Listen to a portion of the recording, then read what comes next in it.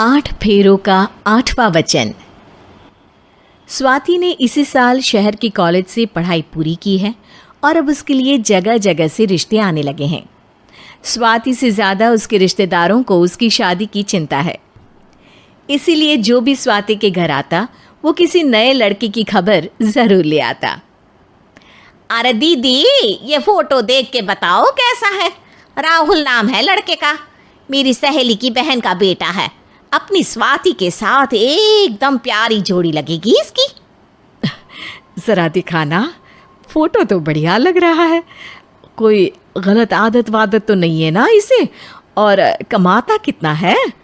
अरे कोई गलत आदत नहीं है दीदी, आप कहो तो एक मीटिंग करवा देती हूँ, फिर सब कुछ फाइनल कर लेना। हाँ हाँ, ये सही कह रही हो तुम। संडे को स्वाति के पापा भी घर पे ही रहेंगे। बुआ फिर वहाँ से चली जाती है और रात को स्वाति की माँ उससे कहती है, स्वाति बेटा, आज कमला बुआ ने एक लड़के की फ़ोटो दिखाई है। संडे को वो लोग मिलने आ रहे हैं, तैयार हो ना तुम बेटा? अरे मम्मी, आप कहाँ कमला बुआ के चक्कर में आ जाती हो? अभी इतनी जल्दी कोई शादी वादी नहीं करनी है मुझे। अरे बेटा, अच्छा लड़का है, बुआ जानती है उसे अच्छे से। हाँ स्वाति बेटा, एक बार मिल तो लो, बाद में देखेंगे आगे क्या करना है। वैसे तो कमला रिश्ता लाई है तो मना करने का तो कोई सवाल ही नहीं उठता। संडे की सुबह होती है और कमला बुआ राहुल और उसके मम्मी पापा को लेकर स्वाति के घर आती है। अरे आइए आइए भाभी, इसे अपना ही घर समझिए। इनसे मिलिए, ये मेरे भैया और ये मेरी भाभी हैं। नमस्ते भाभी जी, ये है हमारा लड़का राहुल, सरकारी नौकरी की तैयारी कर रहा है ये। वैसे आपकी बेटी कहाँ है? अरे स्वाति बेटा, बाहर आ जाओ। वैसे कितनी पढ़ाई की है स्वाति ने? जी, पोस्ट ग्रेजुएट है हमारी बेटी साइंस में।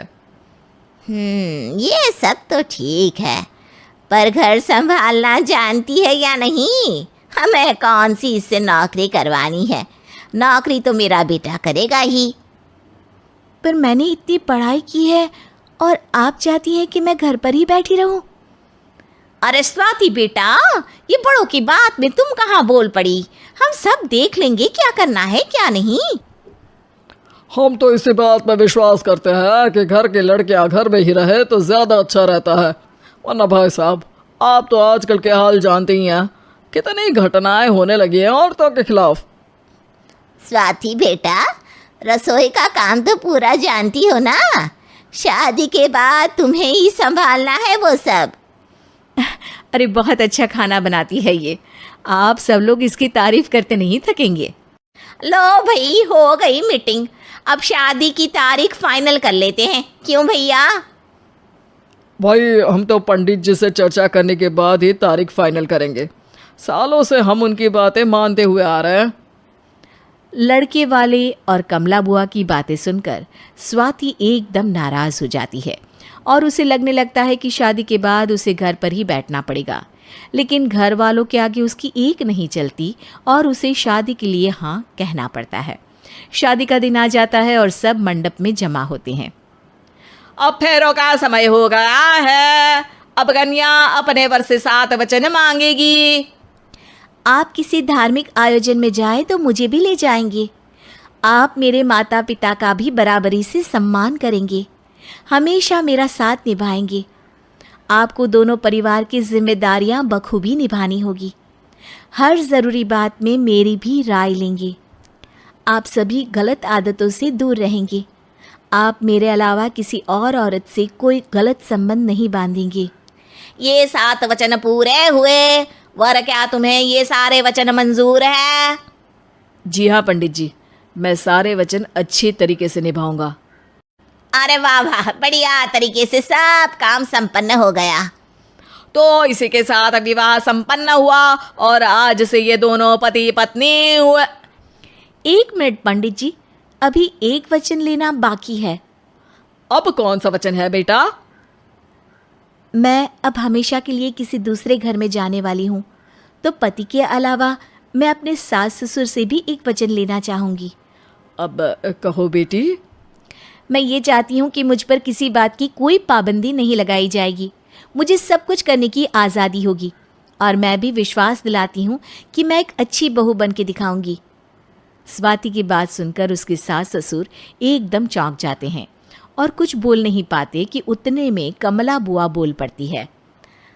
अरे बेटा, ये भी कोई कहने की बात है? रानी बन के रहोगी तुम तो। वचन देने से पहले सोच लीजिए, क्योंकि शास्त्रों में वचन ना निभाने वालों के लिए नरक से भी बदतर सजा लिखी है। स्वाति की चालाकी से वहाँ मौजूद सब लोग प्रभावित हो जाते हैं और लोगों में बदनामी ना हो जाए, इस कारण स्वाति के सास ससुर को उसे वचन देना पड़ता है। और कैसी अपशकुन वाली बातें कर रहे हैं आप पंडित जी? हमें मंजूर है बेटा तुम्हारी शर्त। स्वाति अपनी समझदारी से अपनी बात अपने ससुराल वालों से मनवा लेती है और खुशी खुशी राहुल से शादी कर लेती है। अब से हर शादी में मैं खुद 8 वचन दिलवाऊंगा। ओम मंगलम मंगलम मंगलम।